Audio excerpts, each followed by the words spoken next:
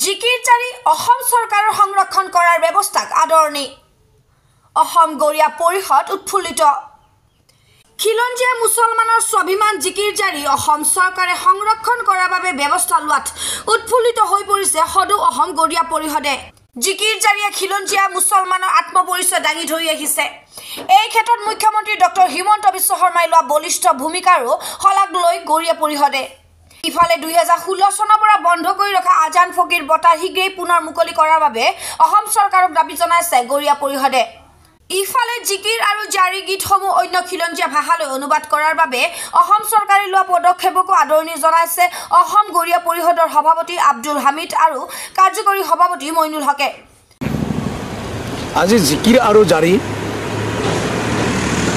সংৰক্ষণৰ উপৰিও অসমৰ বিভিন্ন খিলঞ্জীয়া ভাষালৈ অনুবাদ কৰাৰ যি সিদ্ধান্ত মুখ্যমন্ত্ৰী মহোদয় ল'লে তাক আমি অসম গৰিয়া পৰিষদে আদৰণি জনাইছোঁ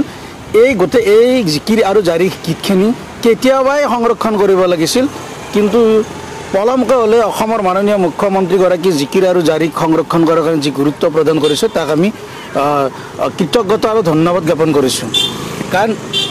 কাৰণ জিকিৰ আৰু জাৰি অসমৰ থলুৱা মুছলমানসকলৰ আত্মপৰিচয় আজি জিকিৰ শিল্পীসকলৰ ক্ষেত্ৰতো আমি যেনে ধৰণৰ মুখ্যমন্ত্ৰী বা চৰকাৰে গুৰুত্ব প্ৰদান কৰিব লাগিছিল তেনেধৰণৰ প্ৰদান কৰা আমি দেখা নাই যাতে জিকিৰ শিল্পীসকলক যাতে শিল্পী পেঞ্চনৰ ব্যৱস্থা কৰে আৰু আজান ফকীৰৰ চাহেবৰ নামত প্ৰতি 3 বছৰৰ মূৰে মূৰে দিয়া বঁটাটো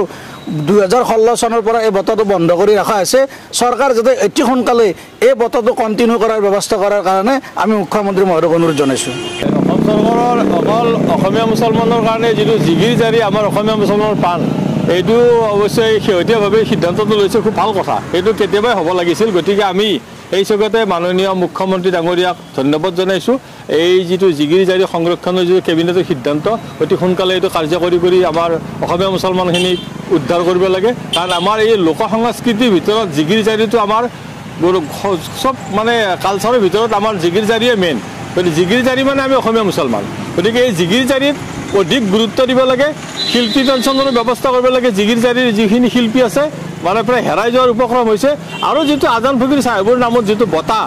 চৰকাৰে ঘোষণা কৰিছিল 2016 দিছিল তেতিয়াৰ পৰা বন্ধ হৈ আছে এইটো